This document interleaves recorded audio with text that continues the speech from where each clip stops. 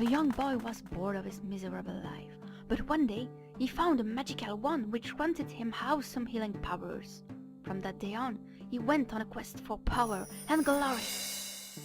Hello everyone, and welcome to my new Let's Look At. This is a game that is still in development, and from one of the people you may know, I think they may have worked on Discworld. Anyway, as usual, I will put the link to the game, or the demo, in the description below. And this game, I'm just going to explain it to you. If you've ever played an MMORPG and been a healer, like a straight healing spec healer, or you can be an offensive spec healer, I just always did defensive. You have a choice in this game whether you want to be offensive-oriented or defensive-oriented healer, but you're a healer, straight and simple. Your job is to keep people alive. No mind flaying for you. Well, you might be able to later, but in the demo, not so much. And if you've ever been in a pickup group, and if you don't know what a pickup group is, just 3 random people. They're not going to say thank you. They're not going to be grateful that you kept them alive. But good God, if you let them die, you're going to hear a whole string of curse words aimed in your vague direction. That is essentially what this game is. Now, I've healed through a hell of a lot of stuff that I should have never been able to heal through. I've solo healed 10-man raids. I've done all that. I have trouble healing in this game because it's that difficult. For me.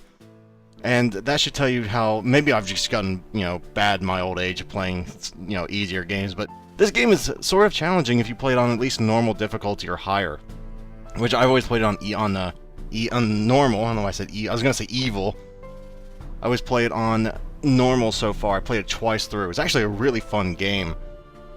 I know that sounds really boring. Like, dude, I don't want to play a healer. That sounds boring. I want to kill stuff. Okay, look. It may sound like a game of whack-a-moles, but if you've ever healed an MMORPG, you know there's buffs that go on. You have to shield. You have to, throw renew. I always played a priest. A regeneration, whatever you want to call it. And, I think you can get offensive buffs like strength. I don't know, there's look like 40 different spells you could use. You can only use 4 at a time in battle, but you get a lot of them. And as you can see how the whole battle system works, this is just the barest of the bare. Normally you get like 4 party members, I think. Tanky, as he is called here, is the first one because he has the most health, but I think he does the least damage. So while he's the easiest to keep alive, he's really... Well, I don't want to say he's not your priority, but I don't think Tanky always does a great job, considering my experience, the Viking was always the one that gets hit first. But each of them has their own little ability. As you see, Tanky does more damage when he has 85% or more health. That's why usually I throw a regenerate on him, and just throw a shield on the person that really likes to be at low health. Which we'll be getting into here in about a minute. I guess that's a little bit of a spoiler, but, it's a 13-minute video, so it's hard to spoil a demo of a Kickstarter game. And yes, meditate. Because if you notice on the bottom middle, you have a mana bar. That big middle bar down there was your mana bar. When that runs out, you cannot heal, you can't do anything. But yes, the Viking or Berserker's Rage here, or otherwise known as the Lumberjack Rage, means he does more damage when he's low health. So you gotta try and balance keeping him low health if you want maximum damage, versus just, letting him die. So, and we're out of mana, and he's going to probably die at this point, but, oh well, Tanky can still kind of handle it. Now, you don't have to try and keep him at 20% or whatever his threshold is. It's actually probably not a very good idea, considering if you let him die, he doesn't get XP. And you kind of want people to get XP. But, you can kind of see where this is going. I think we get 2 more party members, a mage and a archer. An archer, I think I said a archer, an archer. If you like the art style, which is, I can take it or leave it, but I like it well enough. And the dialogue can be really funny. I think you get different dialogue if you're good or evil, I would imagine. The kind of hint that you do, considering, as you'll read, if you're reading, hopefully you're reading the dialogue, because that's kind of half the charm of this game, besides the unique... Well, I don't know if I want to call this unique game idea, but, most games are not just you being a healer, but... They're explaining what the archer's special ability was, which, to be honest, is kind of forgettable, because you're probably not going to be paying a darn bit of attention in the middle of battle to the little arrow at the bottom. You're probably going to be paying attention to your mana, you're going to be paying attention to people's health, and you're going to be trying to keep them from dying. But this is it, folks. I mean, if you like a, I don't know if I want to call it like a puzzle kind of thing, but it is kind of a puzzle. Like, how do I keep everybody alive without just, you know, running out of mana? Because at the beginning, you don't have very many tools to work with. You don't have regenerate. You don't have, you know, strength. You don't have all the different little buffs that make it a little easier. And that kind of snowballs because if they don't survive the fight, they don't get XP or gold, which comes into play in the full game. Doesn't really come into play in the demo. The shop doesn't. But, you know, now we get regenerate, which makes things a fair bit easier, because you can just throw regenerate on tanky and just throw shield on the berserker and then meditate, and then, you know, throw up heals whenever you need. That's the theory anyway. But yeah, this, I think the game's like kind of based on Discworld, if you ever played that or heard of it. I never played it, but I watched one Let's Play of it. Love it. But, you know, you can't really play it. Now, this is one of the unique mechanics that's kind of hard to time or get used to. When you see a big star, which is right... Wait for it. There. As soon as it gets to your party member, you click, and it gives you a boost. It's hard to do, especially hard to do in the middle of combat. But if you have the presence of mind to do it, it does give a really big boost. And, yeah. This is it, folks. It's a... I don't really know if I want to call it a crisis management game, but as you saw, the archer there had a bleeding debuff.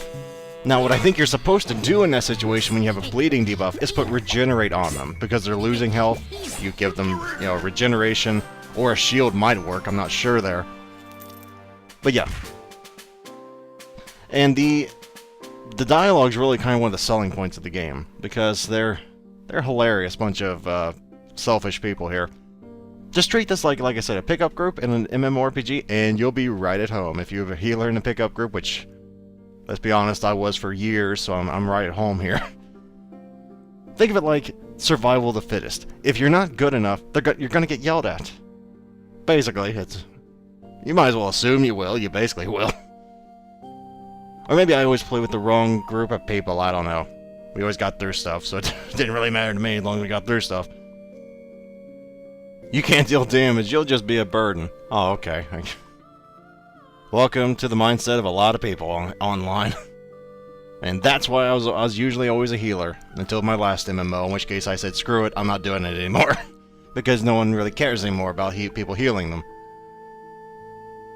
Now there is a little bit of exploration on the world map, and they're kind of showing you what the full game is going to be like. You can just wander around. Obviously, in the demo, you can't go north. You can only go in a specific path, because, you know, I'd imagine it'd be a lot more time in a demo to just put a bunch of stuff in there, but... Well done, genius. The chest exploded. Yeah, because who just leaves a chest in the middle of the forest? Nobody does this. I find it funny that they actually went to the... You know, this little sequence here. And the facepalm was probably echoed throughout cyberspace there. I know I did first time through it. And yes, the trolls are, for all intents and purposes, the bosses of the demo. I know, as much as you really want the bandits to be the boss, they're not. Now, I think the one... I was gonna say something really stupid. I was gonna say, I think the ones with the blades can cause bleeding. And I looked at... Oh, wait, they all have blades. I don't know which ones does the bleeding debuff. But if this looks like it'd be a fun, I don't know, like I said, I don't know if you call this a crisis management game or not, but I can't really try and sell this any more than I have already. Because I am seriously considering, you know, donating to Kickstarter for this, because I have not been a healer in so long, and this kind of refills my wanting to heal quota, but with not actually having to deal with other people's crap online. So if that kind of makes sense to you, I don't want to heal. You know, I want to heal, but I don't want to get yelled at online. You can do that if you don't want to pay a subscription fee to an MMO. This is a perfectly legitimate way and a good way to get some laughs. Now the store, as far as I can understand it, which I don't know if I do because you can't really buy anything in the demo to my understanding here, because you don't have enough gold, each person has their own gold. and each of them can only use what's above them. Nobody has enough gold to afford what's above them, so you can't really buy anything, to my knowledge. You might be able to, I don't know that, because I never tried. You might be able to, like, share gold, but with these people's personalities, I would not count on it. These guys are kind of selfish, you know, the stereotypical what's in its mine kind of thing. You know, I found it, it's mine. Now, strength. I didn't mess with strength because I'm not an offensive healer. I have never been an offensive healer in any game. I was always a holy priest, a holy paladin, you know, resto shaman, or yeah, resto druid. Anything defensive, that was always me. But from what I understand, strength doubles the damage that your people do, so you might want to put that on old Olaf. I don't think that's his name. I think I just kind of made that up because he looks like Olaf. He looks like an Olaf. I think his name is... I don't know. We're calling him Lumberjack. But yes, the more level up that they get, the more damage they do. And as you can see, really tanky, and I don't like the name of that guy. I'm guessing it's because of his robe. Old Mage is what I'm going to call him. Are the only level 4s here. Now, the level up system is really nice. I didn't really go into a whole lot of detail there, but the way it works is if you get stars as currency, you can upgrade certain aspects of certain spells by using the stars. Personally, I prefer mana regeneration. Again, another defensive thing that allows me to heal more. Doesn't really work all that well. It's only like a 10% more mana, but you know, over the course of a long battle, that's quite a bit of mana. But you can upgrade how much, I think, well, if you get the demo, you can read exactly how much. Now, these are the bosses of the demo, for lack of a better example, because they're the toughest, they hit the hardest, and they have a lot of health. Plus, I think if you open the chest, Tanky gets a -1 defense, as you saw. So it's I was biting the bullet here. I knew it was gonna happen, but I wanted to show it, you know. Like it says, you can change your stuff before battle if you wanted different spells for different battles. I like this setup. I really like the whole defensive setup, so this is what we're gonna do. But yeah, these things hit very, very, very hard. But thankfully, there is a warning before they do it, I thought. Maybe that's a different fight. Yeah, that cloud above the lumberjack there. Unfortunately, you kind of run out of mana if you decide to just heal, heal, heal, heal, heal. As you saw, I'm out of mana. It works for the demo, but I'm pretty sure you're supposed to, like, I don't know, use the buffs to mitigate some of the damage, like Stone Skin when they get ready to take a big hit. But I'm kind of an idiot sometimes, and I don't really do well with split-second decision-making. You know, I'm used to MMORPGs where you just kind of can see a big cast bar coming, and then you can wind up the heal, but that's not the case here. It's more Twitch gameplay, so to speak. Ah yes, now the inventory system is a really neat one.